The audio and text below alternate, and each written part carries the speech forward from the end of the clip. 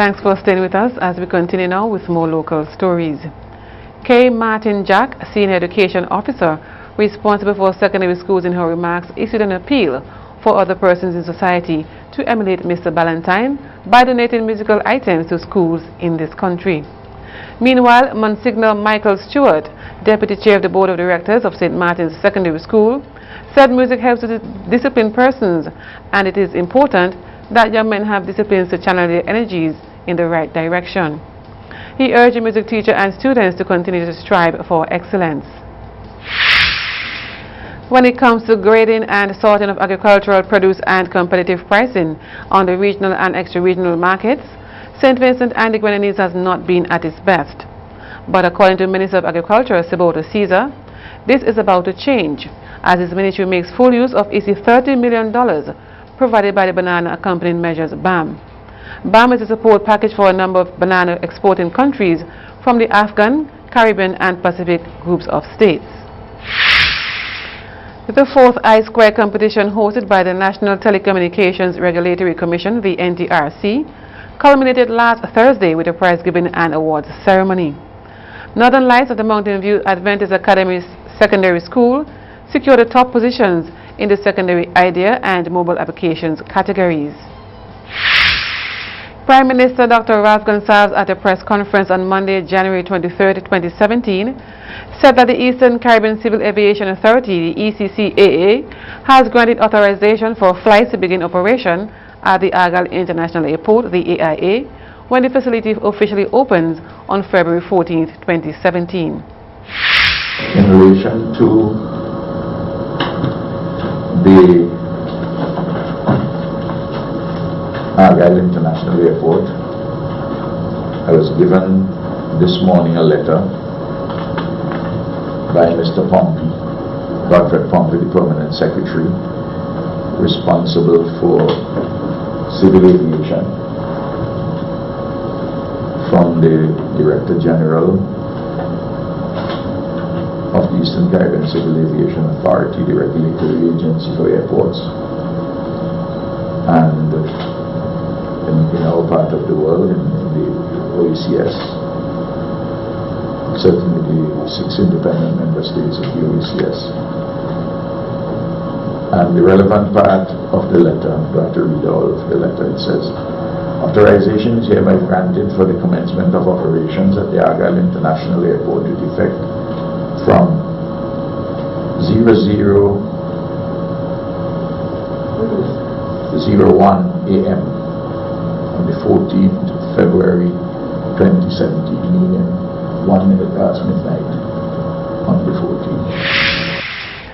Dr. Gonsalves said he has been given a letter on Monday morning by a permanent secretary responsible for civil aviation matter, Mr. Godfrey Pompey, which came from the Director General of the Eastern Caribbean Civil Aviation Authority, indicating that authorization has been granted for commencement of flight operations at AIA from 1 minute after midnight on February 14th.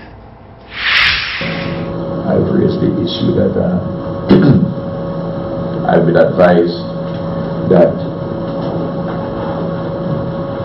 Liat would wish to have, after they do their last flight into Arnes Vale on the 13th, the night of the 13th, they would like to then proceed to Argyle and park the aircraft there so that the first set of passengers would move out in the morning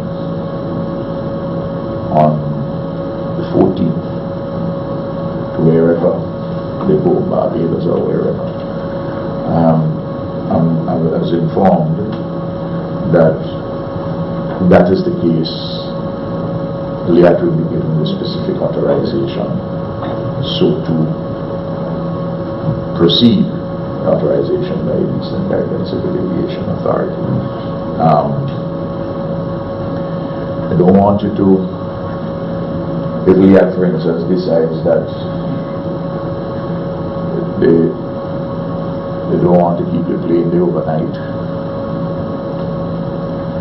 don't hold me, don't put my neck under the guillotine and chop it off. That would be an arrangement. I can only tell you what I've been advised, what is the plan. Because there are persons who think that when you're dealing with these matters,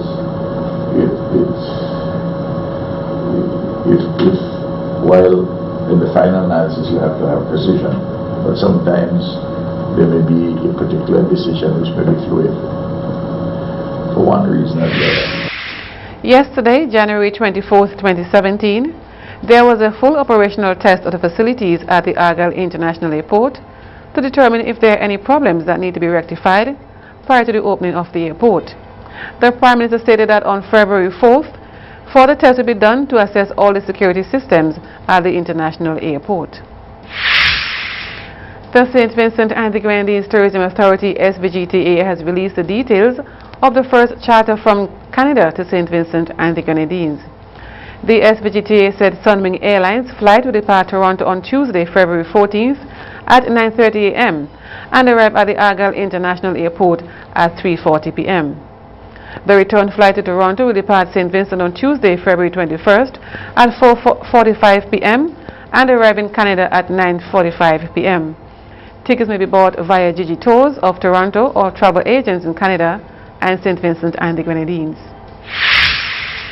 A chartered flight from Caribbean Airlines CAL will be among the aircraft flying into the Argyle International Airport on Tuesday, February 14th.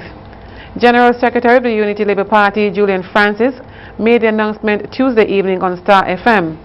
The CAL flight will depart the John F. Kennedy International Airport in New York on the morning of February 14th and land at the AIA that afternoon. With all the preparations and flight arrangements, there still lingers one small problem with regards to having a flight out of the UK for the soon-to-be-opened Argyle International Airport. However, CEO of Tourism Glen Beach is not throwing in the towel. Mr. Beach said one of the reasons he's not giving up on the UK is that Canada, the US and the UK probably raised the most money for the AIA. He further stated that he knows it is not easy, but it is still his desire to have a direct flight out of the UK. The airport is due to be officially opened on February 14th, 2017. The governments of St. Vincent and the Grenadines and the United Arab Emirates, that's UAE, are currently finalizing arrangements for a visa waiver between both countries as part of efforts to strengthen bilateral relations.